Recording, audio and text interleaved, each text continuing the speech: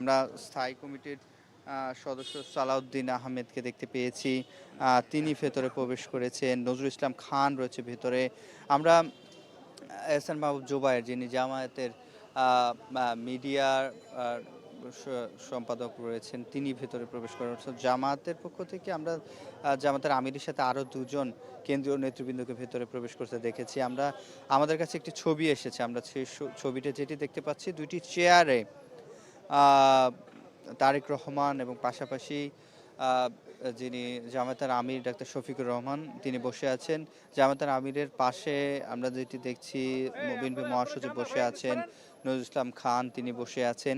আর তারেক রহমানের ঠিক বাম পাশেই বসে আছেন সালাউদ্দিন আহমেদ, তার পাশে এহসান মাহবুব জুবায়ের এবং আরেকজন কেন্দ্রীয় নেতৃত্ব জামায়াতের, তারা ভিতরে প্রবেশ করেছেন।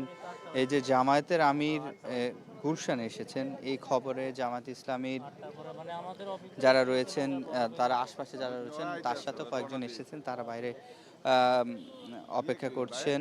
এবং আমরা তারেক রহমানকে আসতে দেখেছি আরও ঘণ্টাখানেক আগেই। তারপরেই যেটি বলছিলাম যে আধা ঘন্টা হলো জামায়াতের আমিরও এখানে এসেছেন। এবং আমরা যেটি দেখছি যে বিভিন্ন বিশ্ববিদ্যালয়ের এবং বিভিন্ন রাজনৈতিক দল, কূটনীতিবিদ যারা কালকে বেগম খালেদা জিয়ার জানাজায় অংশগ্রহণ করার জন্য এসেছেন, বিভিন্ন দেশের রাষ্ট্রদূত, তারা এখানে এসে শোক বইয়ে স্বাক্ষর করেছেন। আমরা এই যে দেখতে পাচ্ছেন ভেতরে প্রবেশ করছেন বিভিন্ন রাজনীতিবিদ, তারা এখানে এসে শোক বইয়ে স্বাক্ষর করছেন। আর জামায়াতের আমির যেহেতু একটি রাজনৈতিক দলের শীর্ষ পদে রয়েছেন, তিনি এসেছেন, শোক বইয়ে স্বাক্ষর করেছেন। শোক বইয়ে স্বাক্ষর করার পাশাপাশি তিনি তারেক রহমানের সাথে বৈঠকে বসেছে এবং আমরা সেটি দেখেছি। তারা আসলে কথা বলছেন বিএনপি চেয়ারপারসনের গুলশান কার্যালয়ে বসেই তারা কথা বলছেন। এবং এই বৈঠকটি সৌজন্য সাক্ষাৎও বলা যায়, যেহেতু পূর্ব নির্ধারিত কোনো কিছুই তারা আসলে প্রকাশ করেনি দুই দলের পক্ষ থেকেই। সেক্ষেত্রে তারেক রহমান যেহেতু তার মা এবং বিএনপির কাণ্ডারি গত 4 দশক ধরে যিনি দলের হাল ধরেছিলেন, সেই বেগম খালেদা জিয়া, তিনি চলে গেছেন। তিনি চলে যাওয়ার পরে তারেক রহমান, বলা যায় নতুন বছর এসেছে ঠিকই, কিন্তু তারেক রহমান বলা যায় তার মাঝকে সারাই বাকি কাজগুলো তাকে এগিয়ে নিয়ে যেতে হবে, দলকে এগিয়ে নিয়ে যেতে হবে। এবং আসন্ন জাতীয় সংসদ নির্বাচন সামনে, এই সংসদ নির্বাচনে খুব বেশি সময় নেই, খুব বেশি দেরি হবে না। এবং 12ই ফেব্রুয়ারি ইতিমধ্যে সেটি ঘোষণাও করেছে। তো সেক্ষেত্রে এই যে আসন্ন জাতীয় সংসদ নির্বাচনে বিএনপির সাথে জামায়াতের যে অবস্থান, সেটি কেমন হবে এবং আগামী দিনে দুইটি দল যেহেতু তারা এখন জোটে নেই, কোন একটি দল এবং বিএনপি যদি ক্ষমতায় যায়, সেক্ষেত্রে জামায়াতের যে অবস্থান তাদের সাথে সেটি কেমন হবে। এবং জামাত যেহেতু আলাদা একটি জোট করেছে, সেক্ষেত্রে আমরা দেখেছি ইসলামী কিছু দল, মোট 10-11টি দল একসাথ হয়ে, যেখানে এনসিপিও রয়েছে, জোট করেছে। আবার বিএনপির সাথে অনেকগুলো দল রয়েছে, তাদের সাথে 12 দলীয় জোট রয়েছে, গণতন্ত্র মঞ্চ রয়েছে এবং আরও কিছু দল রয়েছে, ইসলামী কিছু দল রয়েছে, তারা এখানে এসে তাদের সাথে। তো এই যে দুইটি দলের আসলে হাড্ডাহাড্ডি লড়াইয়ের কথা বলছে, তবে এই যে তারেক রহমান আসার পরে জামায়াতের আমিরের সাথে এভাবে আসলে দুই শীর্ষ নেতার মধ্যে এরকম বৈঠক কিংবা সৌজন্য সাক্ষাৎ যেটি বলেন, সেটি কিন্তু আমরা দেখিনি। তবে আজকে আমরা সেটি দেখছি। এই যে আমরা একটু দেখাতে চাই যে এখানে যে নেতাকর্মী অনেকেই এখানে এসে উপস্থিত হয়েছে, তারা এখানে, এবং কিছুক্ষণের মধ্যেই হয়তো জামায়াতের আমির তিনি বের হবেন, তিনি বের হয়ে হয়তো কথাও বলবেন। সেটির জন্য আসলে গণমাধ্যমের যে অপেক্ষা, সেটি আমরা দেখছি যে এখানে জামায়াতের আমির অপেক্ষা করছেন, তিনি বের হয়েছেন, তার সাথে আমরা একটু কথা বলতে চাইব নিশ্চয়ই। তিনি এসে গণমাধ্যমের সামনে এসে দাঁড়িয়েছেন এবং সেক্ষেত্রে তিনি কি কথা বলেন সেটি আমরা নিশ্চয়ই কিছুক্ষণের মধ্যেই জানতে পারবো। আমরা দেখছি তার সাথে জামাতে যে কেন্দ্রীয় নেতৃত্ব এখানে পাশে দাঁড়িয়েছে। আমরা তার থেকে নিশ্চয়ই জানতে চাইবো যে তিনি ভেতরে আসলে কি আলোচনা সেসব নিয়ে আমরা জানতে চাইবো, এবং সেক্ষেত্রে গণমাধ্যম যারা কর্মীরা রয়েছেন তারা ইতিমধ্যে আমরা একটু জানতে চাই যে তারেক রহমানের সাথে কথা হয়েছে আপনার, সেক্ষেত্রে কি কথা হলো সেটা নিশ্চয়ই তিনি বলছেন যে কিছুক্ষণের মধ্যেই তিনি বলবেন, যেহেতু গণমাধ্যম কর্মীরা যারা রয়েছেন সেটাই তিনি কথা বলছেন, তার থেকে একটু শুনতে চাই। এর মধ্যে এস এম মাহবুব জুবায়ের তিনি কথা বলছেন, তার থেকে শুনতে চাই। প্রিয় সাংবাদিক বন্ধুগণ, আমরা আজকে আপনারা দেখেছেন আমাদের সম্মানিত আমিরে জামাত সহ আমাদের নেতৃবৃন্দ এখানে আছেন, জনাব মোবারক হোসাইন নির্বাহী পরিষদ সদস্য এবং জনাব সাইফুল আলম খান মিলন এবং আমি আপনাদের পরিবারের সদস্য। আমরা আসছিলাম, আপনারা জানেন যে আমরা সমস্ত জাতি জানি, সমস্ত দুনিয়ার মানুষ জানি যে আমাদের সম্মানিত ম্যাডাম, যিনি বাংলাদেশ জাতীয়তাবাদী দলের চেয়ারপারসন ছিলেন, তিনবারের প্রধানমন্ত্রী ছিলেন, তার ইন্তেকাল হয়েছে। পরবর্তীতে বাংলাদেশের ইতিহাসের সর্ববৃহৎ জানাজা হয়েছে, আমরা জানাজা নামাজেও ছিলাম, দেখা হয়েছে। তারপর আজকে আমরা সম্মানিত ভারপ্রাপ্ত চেয়ারম্যান জনাব তারেক রহমান সহ তার পরিবারের সদস্য এবং কেন্দ্রীয় নেতৃবৃন্দ সহ সবাইকে সহানুভূতি এবং সহমর্মিতা জানানোর জন্য আমাদের সম্মানিত আমিরে জামাত আসছিলেন। এই জন্য সৌজন্য সাক্ষাৎ হয়েছে, খুব সংক্ষিপ্ত। তো এ পর্যায়ে আমি সম্মানিত আমিরে জামাতকে আপনাদের উদ্দেশ্যে সংক্ষেপে তার অনুভূতি ব্যক্ত করার জন্য অনুরোধ করছি। আসসালামু আলাইকুম রহমতুল্লাহ। মহান আল্লাহ রাব্বুল আলামিনের শুকরিয়া যে আমরা একটি নৈতিক দায়িত্ব পালন করার জন্য এখানে এসেছিলাম। আমরা সবাই জানি বিএনপি চেয়ারপারসন সাবেক প্রধানমন্ত্রী বেগম খালেদা জিয়া, তিনি জাতিকে তিনবার নির্বাচিত প্রধানমন্ত্রী হিসাবে নেতৃত্ব দিয়েছেন। এর বাইরেও তার একটি সংগ্রামী আপসহীন জীবন ছিল। তিনি গণতন্ত্র পুনঃপ্রতিষ্ঠা এবং মানুষের নাগরিক অধিকার প্রতিষ্ঠার জন্য আজীবন লড়াই করে গেছেন। সেই লড়াই করতে করতে তার শেষ জীবনটা অত্যন্ত বেদনাদায়কভাবে জেলেও একাকিত্বে কেটেছে।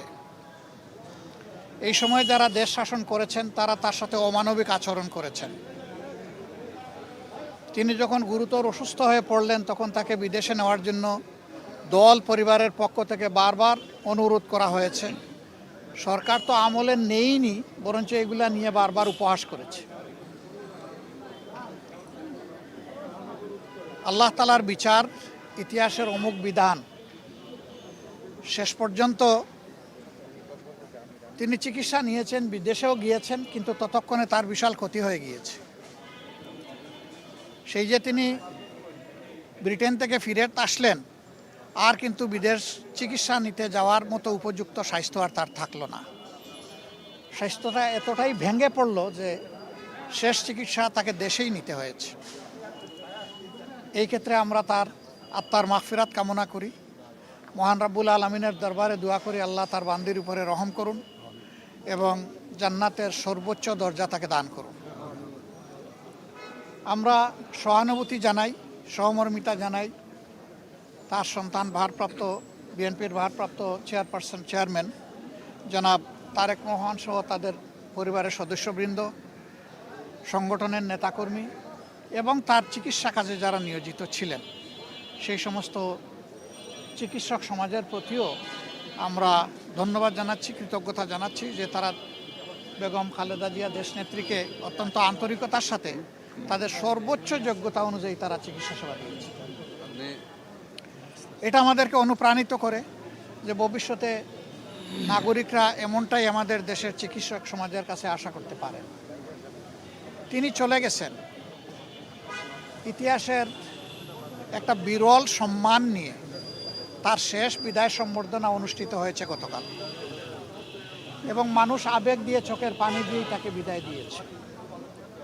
এইটা তার পাওনা ছিল। উনি জাতির জন্য যে অবদান রেখেছেন, তিনি তার পাওনাটাই আল্লাহর পক্ষ থেকে পেয়েছেন। তার এই পাওনা দেখে আমরা অনুপ্রাণিত হই। আমরাও যদি জাতির জন্য সেরকমটা অবদান রাখতে পারি, হয়তোবা এদেশের মানুষ আমাদেরকে এইরকমই একদিন বিদায় দেবে। এটা সবার কপালে জুটে না। এই সম্মানটা পাওয়া, মানুষের চোখের পানি দিয়ে বিদায় সম্বর্ধনা পাওয়া, এটা বিশাল ব্যাপার। আমরা এই জন্য আল্লাহ রাব্বুল আলামিনের শুকরিয়া আদায় করি যে তিনি তার বান্দির প্রতি রহমশীল হয়েছেন। দেশ এখন একটা গুরুত্বপূর্ণ বাঁকে আছে। আগামী নির্বাচন অনুষ্ঠিত হবে একই দিনে, জাতীয় সংসদ নির্বাচন এবং গণভোট। সংস্কারের জন্য গণভোট আর সরকার গঠনের জন্য সাধারণ নির্বাচন। 12 তারিখের এই নির্বাচন নির্বিঘ্ন হোক, সুন্দর হোক এবং গ্রহণযোগ্য হোক, আমরা এটা দোয়া করি। আজকে এই বিষয় নিয়ে আমরা আলাপ আলোচনা করেছি এবং আমরা এটাও বলেছি, প্রিয় দেশের স্বার্থে অতীতে আমরা একসাথে কাজ করেছি, আগামীতেও দেশের স্বার্থে ইনশাল্লাহ আমরা একসাথে কাজ করব। তারেক রহমান সাহেব সহ বিএনপির নেতৃবৃন্দ একই আকাঙ্ক্ষা ব্যক্ত করেছেন, আমরাও একই আকাঙ্ক্ষা ব্যক্ত করেছি। এমনকি আমরা এটাও বলেছি যে 5টা বৎসরের জন্য জাতির স্থিতিশীলতার স্বার্থে একটা সুন্দর পরিবেশ ফিরিয়ে আনার স্বার্থে আমরা সবাই মিলেমিশে ভালো কোনো চিন্তা করতে পারি কিনা সেটাও আমাদের চিন্তা করা দরকার। এবং আমরা এটাও বলেছি, নির্বাচনের পরপরই, সরকার গঠনের আগেই আমরা ইনশাল্লাহ বসবো, খোলা মনে কথা বলবো, জাতির জন্য আমরা চিন্তা করব, জাতির জন্য আমরা সিদ্ধান্ত নেব। আপনারা দোয়া করবেন আমরা সবাই যেন ম্যাডাম যে ঐক্যের জায়গাটা পাটাতন যেটা তৈরি করে দিয়ে গেছেন, তার উপর দাঁড়িয়ে আমরা যেন আমাদের দায়িত্ব পালন করতে পারি। আপনাদের সবাইকে অসংখ্য ধন্যবাদ। আবারও ম্যাডামের আত্মার মাগফিরাত কামনা করছি এবং সুখ সন্তপ্ত পরিবার, তার আপনজন, প্রিয়জন, তার সহকর্মীবৃন্দ তথা দেশবাসীর প্রতি আমরা গভীর সমবেদনা জ্ঞাপন করছি। আসসালামু আলাইকুম রহমতুল্লাহ। আমরা যেটি দেখছিলাম যে কথা বলছিলেন জামায়াতের আমির ডাক্তার শফিকুর রহমানের সাথে আমরা কথা শুনেছি। তিনি যেটি বলেছে যে আগামী নির্বাচন নিয়ে কথা হয়েছে বিশেষ করে তারেক রহমানের সাথে, এবং তারা যেহেতু বিএনপি চেয়ারপারসন বেগম খালেদা জিয়া চলে গেছে, তিনি প্রথমত সেটির শোক জানিয়েছেন। পরবর্তী সময়ে তিনি যেটি বলেছেন যে আগামী নির্বাচন যাতে সুষ্ঠু হয় সেজন্য সে কথাটিও তারেক রহমানের সাথে হয়েছে। পাশাপাশি তারা যেহেতু একসাথে আগেও কাজ করেছে, একসাথে জোটে ছিল, সেক্ষেত্রে তিনি এটি আবার পুনর্ব্যক্ত করেছেন জামায়াতের আমির। তিনি যেটি বলেছেন যে দেশের স্বার্থে আবারও বিএনপি জামায়াত একসাথে চাইলে কাজ করতে পারবে, দেশের স্বার্থে এক থাকবে, এমন কথা তিনি বলেছেন। এবং পাশাপাশি বিএনপি চেয়ারপারসন বেগম খালেদা জিয়ার চলে যাওয়ায় যে শূন্যতা তৈরি হয়েছে রাজনীতির ময়দানে, সেটিও তিনি উল্লেখ করেছেন এবং তার জন্য দোয়া করেছেন। তো এই ছিল আমার কাছে বিএনপি চেয়ারপারসনের গুলশান কার্যালয় থেকে বিএনপির ভারপ্রাপ্ত চেয়ারম্যান তারেক রহমানের সাথে জামায়াতের আমির ডাক্তার শফিকুর রহমান